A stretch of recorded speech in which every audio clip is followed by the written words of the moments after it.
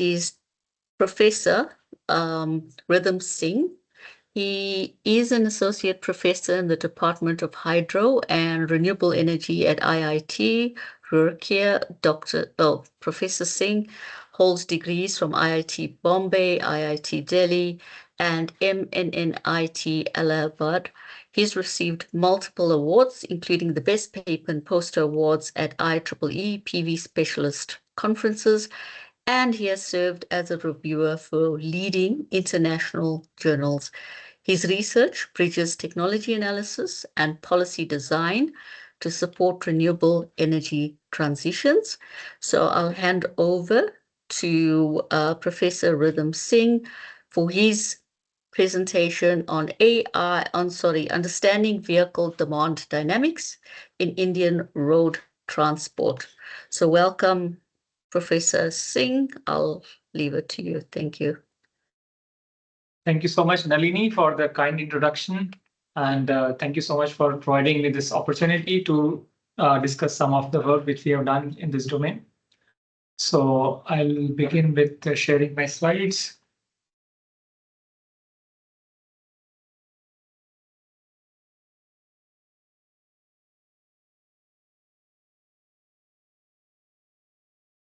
So I hope the slides are visible. Yes, we can see it. Visible and you're audible. Okay, great. Thank you so much. So very good morning to all the participants who are here. And I understand, we are in different time zones. So those who are in different time zones, good afternoon or good evening to you. So we'll be talking a little bit on this understanding vehicle demand dynamics in Indian road transport. And this is a qualitative framework which we have developed. So a little bit on my the department where I'm working. So IIT Roorkee is one of the oldest institutions in India. In fact, it has this, we recently celebrated 175th year anniversary. And this month, in fact, 25th of November, we are celebrating our 178 years anniversary. So we have a rich legacy, and in fact, it was one of the first institutions in the entire British Empire at that point of time. 1847, it was established. And in this, so our department here, Department of Hydro and Renewable Energy, we look at different aspects of renewable energy technologies. So predominantly, this was hydro focused because we are in the Himalayan region, just at the foothills of the Himalayas. So hydropower is an important resource in this region. So the initial focus of the department was on hydro, but then gradually we have diversified in other areas of renewable energy technologies. So we are looking at solar PV, wind, biomass, hydrogen, and electric vehicles, grid integration of all these technologies. So these different aspects of renewable energy we are currently looking at. So with that background, let's move ahead with this presentation. So this is a little bit of background in terms of why this problem is important and why we are trying to investigate this. So as we all understand, India is a rapidly developing economy. And recently, last 3 days, I was in Delhi from 3rd to 5th of November. The government of India had organized one conclave where it was known as the Emerging Science, Technology and Innovation Conclave. And the Honorable Prime Minister was also there. And the theme was that how can science and technology lead to developed India by 2047. So 2047 is the year when we will be completing 100 years of our independence. So that is the sort of a lofty goal which has been put forth by the Prime Minister, and that vision is there. But I guess, it will be a very uphill task going there. But still, that is the type of trajectory and the type of momentum and enthusiasm which is currently there in the country. So with that background, being a rapidly developing country, having a growing population, and the demand for good transportation is also increasing in a rapid manner. So if you look at the vehicle sales in India, they have rapidly increased over the last few years. Here, there are some numbers we have shown. So from 2000 to 2019, if you compare in a couple of decades, the vehicle sales in India have grown by more than 5 times. Though still to mention, because we have a huge population, roughly 1.5 billion people. So still our per capita ownership of vehicles is one of the lowest in the world. It's not very high, actually. I mean, it's quite low. I mean, it's way below the global average also. But still, I mean, as the economy catches up and the purchasing power of people grows, the vehicle sales are going up in a rapid manner. So along with that, as we understand, one of the major thrust as people become more affluent gradually, there is a transition happening from public transport towards private vehicle ownership, and that is also growing in a big way. And along with that, the oil consumption has increased rapidly in the last few decades. In fact, that is one of the major sort of worry points for the government in terms of the well-being of the economy, because as we understand, more than 90% of our oil consumption is on imported crude. So that is something which puts a huge burden on the exchequer in terms of having a huge import bill. And also, as we understand these days about the geopolitics and all the nitty-gritties going around those domains, energy and geopolitics, it sort of ties up the hands of the government in terms of the options which are available. So, in the recent years, there has been a conscious effort on the part of the government to sort of move consciously away from internal combustion engine based vehicles and move more towards alternate vehicle paradigms. So, like battery based electric vehicles. Those have been, I mean, for the last more than 8, 10 years, those are being promoted in the country. And now recently, we are also talking about having hydrogen based transportation. There are a few pilot projects which have been put up in some parts of the country where we have hydrogen buses running on the entire value chain, that you have solar PV, and from that solar PV, renewable electricity, you generate green hydrogen, and from green hydrogen, then you have a transportation system going around using that green hydrogen. So those type of efforts are on. And still, as of now, if we see transport sector accounts for around 13.4% of our total CO2 emissions, which is quite substantial. But as we are moving more towards the cleaner transport options, alternative transportation options, probably this number would come down in the future. So that is the background with which this research has been conducted. And our objective here in this research has been to develop a qualitative framework using causal loop diagrams so as to understand two things. One is the overall vehicle demand dynamics in the country, and another is what are the sort of leverage points and intervention points for adoption of electric vehicles or alternate vehicles, both electric vehicles and fuel cell based technology. So that is the objective. Some of the key focus areas we have juxtaposed this with respect to the different government initiatives which have happened over the last couple of decades in terms of moving towards a low carbon economy, and specifically in terms of the shift in the transportation sector. So that is the background, objective, and motivation of this study. Now, if we look at some data to understand the context better, this has been the trend, the socioeconomic, some of the important socioeconomic parameters over the last couple of decades, mainly. So if you see the urban population in the country has been rising rapidly. Again, I mean, over these years, if you see from 2005 to 2020, there has been some increase from around 29%, it has grown to 35%. In the future, we foresee a much higher increase of urban population. So as it was being discussed in this conclave earlier this week, what we foresee is by 2047 or around 2050, we will have more than 50% of the population living in the urban centers. And as we understand, as people shift more towards urban centers, the need for transportation also increases rapidly. So that is one phenomena which has been observed. Then again, as I was mentioning, our economy is growing currently, and if we look at the GDP per capita in the last 15 years, it has almost more than tripled. So that is a positive sign. But I mean, this is just the nominal GDP. I mean, nominal GDP per capita. But if you juxtapose it with the inflation, probably the increase won't be so much. But at least in nominal terms, the increase is very drastic. And along with that, the vehicle sales have been increasing, as you see in the other graph here on the right-hand side. So, yeah. So as you see here in this graph, the vehicle sale in overall absolute numbers in million vehicles, that has also been increasing rapidly. And one common thing which many of us know about the Indian transport sector is that ours is a predominantly two-wheeler based transportation system. So as you can see, out of these all bar charts, the bulk of it is coming from two-wheelers. So two-wheelers are in heavy demand, and then you have passenger vehicles, freight vehicles, and three-wheelers.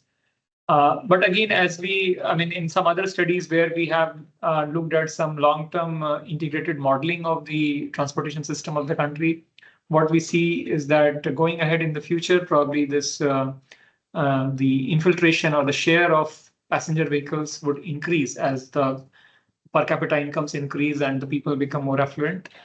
Probably that change would be happening in the later half of the century, but as of now, it is a predominantly two-wheeler based transportation system. So then there is a small decline here, which you see in the years 2020 and 2021. That is mainly the effect of COVID. This research we conducted around that period. We published this paper we communicated in end of 2023 and 2024 early when we published this. So, we don't in this paper we don't have the latest data, but if you look at the latest numbers, again it has picked up. So a couple of years it went down due to COVID. That was sort of a temporary effect, and after that it has again picked up. So going ahead, again, if we look at it, some of the other important variables in this context, we see that our oil consumption has been steadily rising. And also the vehicle density in terms of the number of vehicles which is there on the road, the number of vehicles per kilometer, that is also increasing. So all these are increasing trends, what we see. And fuel price, interestingly, there is a lot of fluctuation. If you see in the figure on the right-hand side in this graph, there is a lot of fluctuation going around in the fuel prices. And because there are a lot of factors here, as I mentioned, that we don't have domestic crude extraction so much. More than 90% of our crude is imported. So it is very much subjected to a lot of international pressures, geopolitics, wars, sanctions, a lot of different factors come in there. As it's common knowledge, you might have been following the developments in the last few months. There has been this international pressure being put on India by USA to cut down the imports from Russia. But Russian oil being crude oil being cheap for us, and Russia being a long-term ally, the Indian government has not really succumbed to that pressure. So in the recent times, the prices have been more stable in the last 2-3 years. If you see, the prices have been more stable. But overall, if you look at the trend, there are a lot of fluctuations. So prices of crude oil, depending on the international pressures, and then again the taxes, because still in India, private vehicles are considered sort of a luxury. So there is a heavy taxation actually on petrol, the gasoline, what you call as the gasoline, we in India here we call that as petrol. So the petrol or gasoline, which is used primarily for private vehicles, passenger vehicles, private ownership vehicles. So for that, there is a high taxation for that. So there is some sort of a cross subsidy still there. And the government tends to subsidize diesel or not have so much heavy taxes on diesel, because diesel is being used for freight and public transport, whereas there is a heavier tax on the gasoline, so as to sort of have some level of cross subsidy.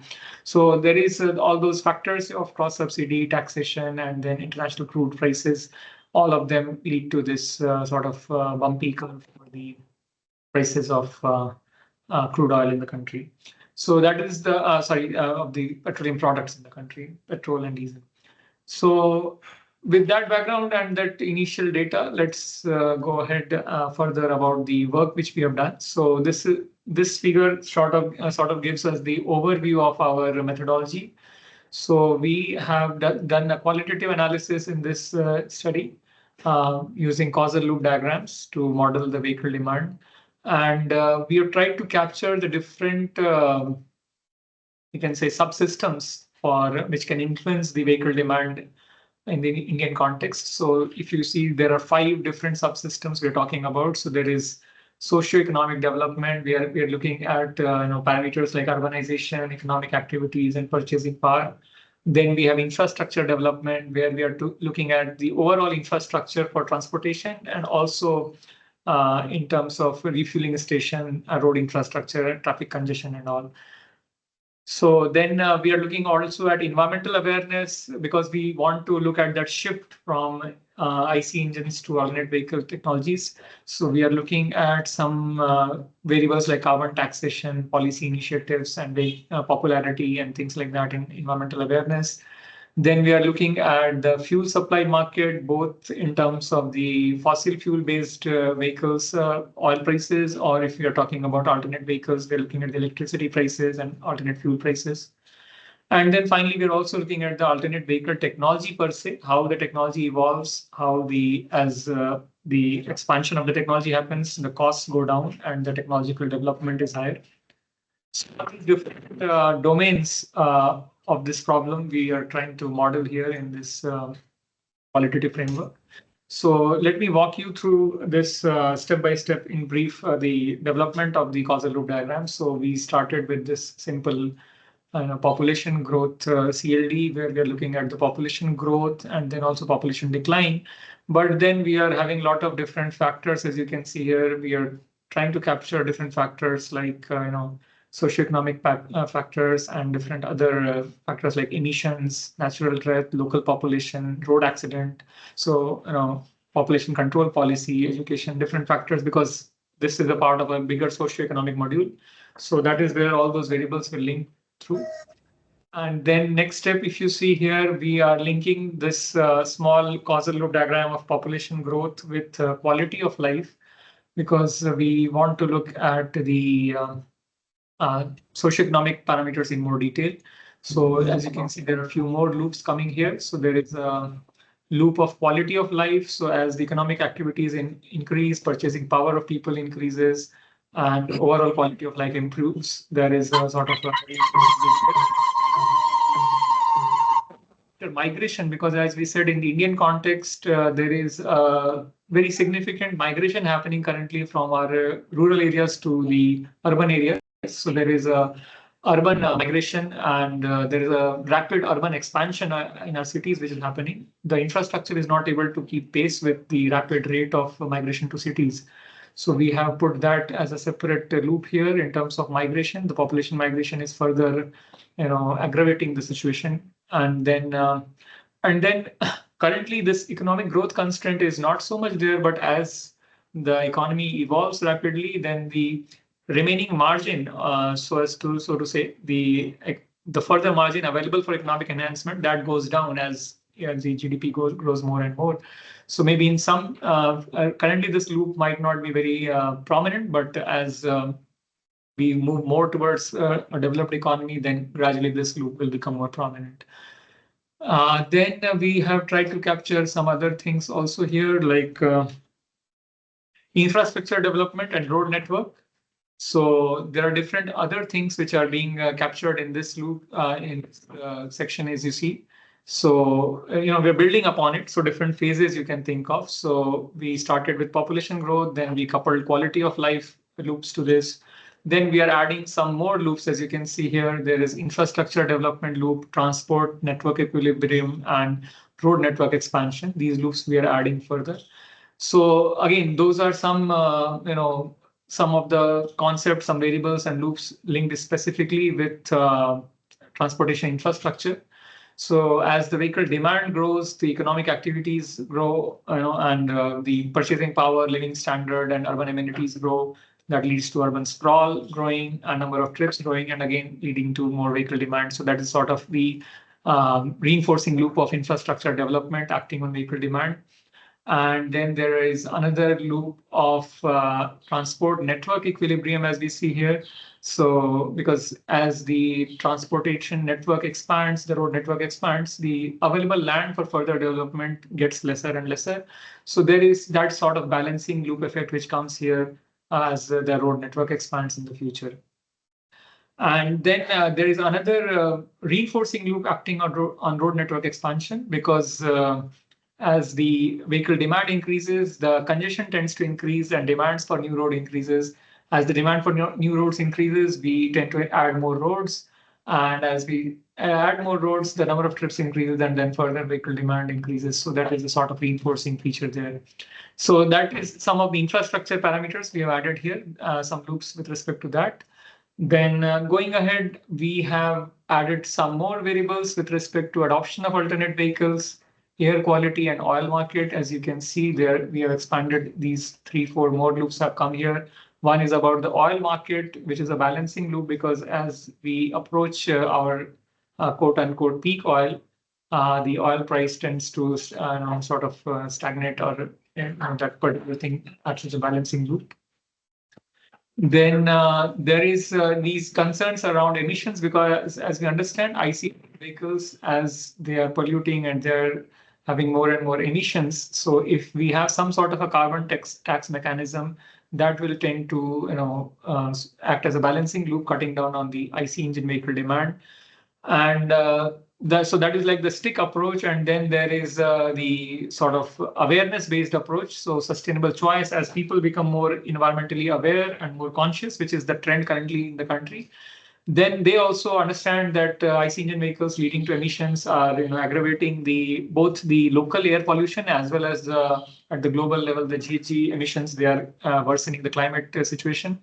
So people tend to make more environmentally conscious choices, leading to more alternate vehicle demands.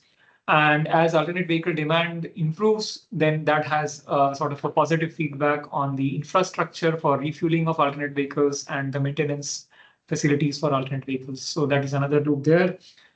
And then finally, this is our the overall causal loop diagram where we have few more. Then we have moved more into the details of alternate vehicle technologies and the factors affecting the uptake of alternate vehicle technologies. So as you can see in this one, these 3 more loops have come here. So as alternate vehicle popularity increases, their features improve, the vehicle satisfaction improves, and the demand also goes up.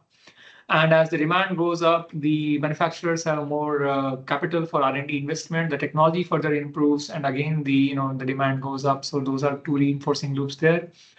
However, there will be some plateau ultimately, which is not very much in the near future, but in some distant future, as alternate vehicles evolve and they become more and more popular, they occupy higher market segment. So finally, that S-shaped curve, as we reach the final portion of the S-shaped curve, then there will be some alternate vehicle technology plateau, which will be sort of coming later in the picture. So this is our overall causal loop diagram. And as you can see here, there are these 4 types of variables color coded. So the ones in pink or magenta, they are like variables related to vehicle parameters. Then the blue ones are the vehicle variables related to infrastructure. The orange ones are the variables related to demography, whereas the green ones are the variables related to the fuel and the oil and those type of aspects. Also electricity price. Yeah. So this is the overall CLD. Then based on this CLD, we have tried to draw some inferences and some conclusions. So based on some expert discussions and all, we have tried to figure out which are the main variables, which are the sort of leverage points in this overall scheme of things. So if we see economic activities, urban sprawl, fuel prices, government subsidies, and refueling infrastructure are suspected to be important factors, which can critically influence the vehicle demand and adoption of alternate vehicles. Overall, in our CLD, we see there are 8 reinforcing loops and 7 balancing loops. And we have sort of tried to capture, because this seems like a very humongous and overwhelming structure. We have tried to sort of put a simplified CLD, sort of showing some of the subsystems. So these 6 subsystems sort of we have figured out: sustainable choice, transport network equilibrium, quality of life, economic growth constraint, road network expansion, and alternate vehicle technology improvement. So these 6 subsystems and how they interact with each other sort of summarizes the overall CLD in a simplified form. Then going ahead, we have, so yeah, this is the list of reinforcing and balancing loops which are there. And then we have, so based on these analysis, we have tried to identify some of the leverage points and intervention points. And also we have tried to sort of visualize a future evolution of the vehicle demand in the Indian context. So these are some of the important aspects or variables which are affecting the vehicle demand. So the economic activity is definitely important, because as the economic activity improves, people have better resources in terms of better disposable incomes and better per capita incomes. Then definitely they go for more privatized transportation, private vehicles. Urban sprawl is a very important criteria in the Indian context, because our cities are like expanding, they're like sort of exploding, so to say. So urban sprawl due to migration and those factors again has a major role to play. Alternate vehicle demand with a lot of push from the government, and also people becoming more environmentally conscious, climate change becoming a more difficult issue by the day. Alternate vehicle demand is also rising and is expected to rise further in the country. Then IC engine vehicle demand is sort of, no, right now it is there, but probably it will stagnate and die out maybe in a few years or a couple of decades from now. And there are different factors related to sustainable choice, air quality, and oil market, which will be playing a role there. And then overall, the total vehicle demand we have figured out based on infrastructure development and road network expansion. So based on all this analysis, we have tried to classify the overall evolution of vehicle demand in India over the next 6 decades. I mean, this is sort of, you can say, more informed guess in terms of how we see things evolving. So currently we are, let's say we are, with respect to the adoption of alternate vehicle technologies, in that context we are talking about. So currently we are in the emerging phase, so to say, for these couple of decades from 2020 to 2040, where we have a high vehicle demand because of a rapidly increasing population and a rapidly growing economy. Simultaneously, there is environmental awareness. There is a gradual substitution of IC engine vehicles with alternate vehicles, but it's gradual. It's not very rapid, except for some segments like three-wheelers. There is a very rapid transition happening currently. Two-wheelers also, there is some significant thing happening, but not so much in the larger vehicle segments. But so it's overall, we can see a gradual IC engine substitution.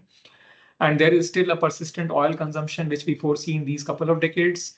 Then in couple of decades, we expect by 2040 or so, this alternate vehicle demand would mature, and we will be entering what is, we can say, as the growth phase in from 2040 to 2060, where the alternate technologies, the EV fuel cell based vehicles, they start dominating. The infrastructure for those technologies also, sort of matures. And there is an accelerated adoption of alternate vehicles during that time. And then finally, as we head beyond 2060, we enter what we can call as the saturation or the stagnation phase. Because if you look at the projections of the Indian Planning Commission, also what it says is that probably around 2055, 2060 is where our population will stagnate. And in the seventh decade of this century, 2060 and beyond, probably our population will start to decline. So that is the phase where we will be having a declining population, economic plateau, stagnant vehicle demand, and maybe the technology improvement will also will not be so much there, both because of the maturing of the technology and the stagnation of the demand. So that is the sort of evolution we foresee based on this qualitative analysis. Some of the leverage points which we have identified are like economic activity, alternate vehicle technology, alternate vehicle popularity, sustainable choice, road expansion. These show some rebound effects. And then intervention points in terms of what can be the policy interventions which the government can do is like one is major because if we see currently the alternate vehicles, the initial upfront cost is high, but overall, if you look at life cycle cost, they are much more cost effective. So if this oil price versus the alternate fuel prices, that price differential can be tweaked, that can be sort of used to accelerate the growth of alternate vehicles.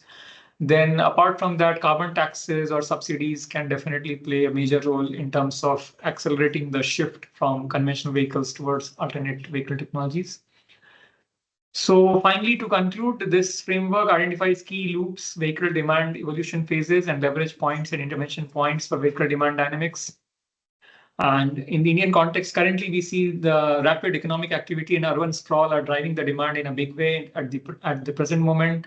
And as of now, the alternate vehicles need support in terms of policy support in terms of either policies like subsidies or sort of carbon taxes, and also more intervention in terms of developing the infrastructure for like recharging or refueling infrastructure for vehicles, alternate vehicles that is needed. So that is the qualitative analysis which we have done, and future work will we look forward to extending it to stock and flow models and doing some detailed analysis incorporating life cycle emissions, consumer behavior, and material constraints. So that is it from my side. Thank you so much. Yeah, and to acknowledge, so this is my research scholar, Mr. Ram Santharan, who is working with me for his PhD, and this is a part of his PhD work. So I would like to acknowledge his important contribution in this work. So thank you so much for your patient hearing and time. And if there are any